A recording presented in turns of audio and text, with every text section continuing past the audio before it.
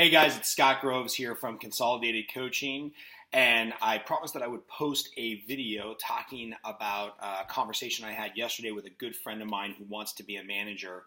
And anytime you're evaluating becoming a manager in the mortgage industry, and I'm specifically talking about a producing manager, somebody who's going to continue to do their own production like I do, and then grow out a team or a branch or additional serial loan officers that are going to work either on your business or additional business. Maybe you're going to recruit people, maybe you're inheriting a branch. Doesn't really matter, but this is kind of some guiding principles and guiding questions that you might want to ask yourself if you're thinking about becoming a producing manager. Number one is, why are you doing this? This is a question I had to ask myself for probably a year before I made the transition to being a full-time producing manager. Ask that question over and over again. Why am I doing this? Am I doing this for my own personal ego? Am I doing this for personal growth? Am I doing this to save the world and change people's lives? Am I doing this because I'm sick of realtors and I want to spread out production to other people that will work on my business, or spread out the risk of being a sole producer, therefore making a little bit of override on other people?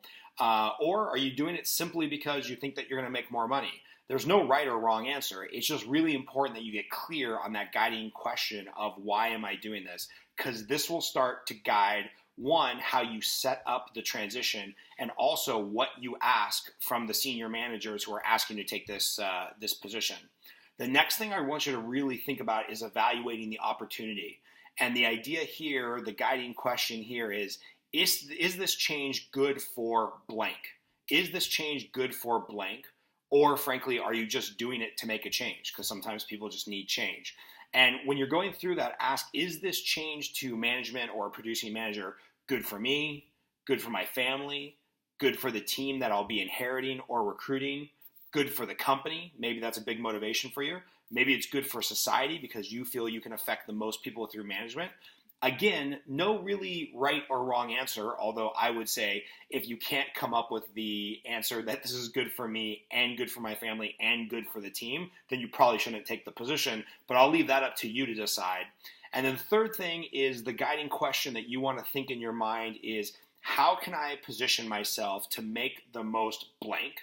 And therefore impact the most people and make the most money. So when you go back to those first two questions of why am I doing this and is this good for XYZ, now you can plug in, hey, will this position allow me to make the most blank? Maybe that's time for my family. Maybe that's impact with other team members. Maybe that's the most money. Maybe that's the most good in corporate America and for your company. Doesn't matter, but if you plug in the answers to 1 and 2 into question 3, then you can start to craft, okay, how do I want to approach this? Maybe you need to get an additional assistant, a junior partner, a full-fledged partner as I did, to make sure your production stays at a certain level, again, either for ego or income or monetary considerations for your family, doesn't matter. Just keep asking these questions. And what I hate to see is people get excited about an opportunity, get sold or tricked by other management or upper management into thinking, well, I'm going to step into this management position. I'm going to make more money on my production. I'm going to make money on the production of the people that are already there. I'm going to recruit a bunch of people that I'm going to make money on. And the reality is, when you step into a full-time management job, it can be absolutely overwhelming.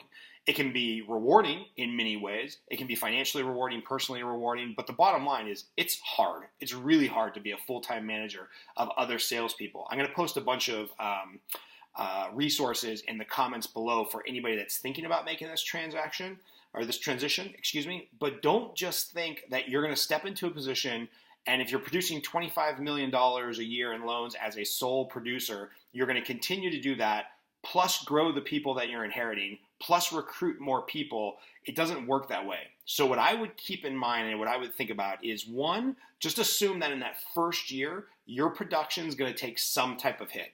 You're going to lose some relationships because maybe you're not as attentive to your realtors as you are to your new team. There's going to be some step back in production. And if we assume that your personal production and therefore your personal income is going to take a 20 or 25% hit, you need to make sure that the team you're inheriting on day one supplements that income, that hit, and more, because there's no reason to take a position if there's not some type of immediate gratification, if money is one of your big motivators to do this. Again, if it's not, I would think that you would move into a traditional management role, not just a producing management role. So what I would continue to do is think about, okay, what was my high water mark for last year in production, in income, in take-home pay, whatever that is, and then set yourself up with the management team that's either recruiting you or looking to promote you, that your new, in effect, base income is going to match that high water mark. So let's break down some numbers. If I was making $200,000 in my personal production, and I know that moving into a producing manager job is going to take away, at least for the first year or two, about 25% of that income. So I'm going to go from $200,000 to $150,000 in income. I want to make absolutely sure that the team I'm inheriting, or the people I'm going to start managing in the last calendar year, produced at least $50,000 in revenue for management income, so that there's not a huge hit to my lifestyle, my income, my savings plan, or the well-being of my family. If you're being asked to move into a management position where we know intrinsically you're going to take a hit to your personal income, and there's not an opportunity or players in place to make you that spread between where your income was to where it's probably going to go in at least the near term, then I would really seriously consider looking at why you're looking at that position. And again, we can go back to those first two guiding questions, and maybe it doesn't matter to you that you're taking an income hit because you want to make the most impact. You want to free up weekends and just work a little bit more traditional weekly schedule managing people. That's fine. But I suspect if you're watching this video, if you're thinking about becoming a producing manager and you're not in this job to run a nonprofit, the money probably matters to you. So just keep that in mind. I hate seeing people move into management and make less money as a producing manager than they did as a sole proprietor, as it will be, sole producer. So just a few questions to keep in mind. To recap, question number one, why am I doing this? Question number two, is this change good for blank? And then question number three, how can I position myself to make the most blank?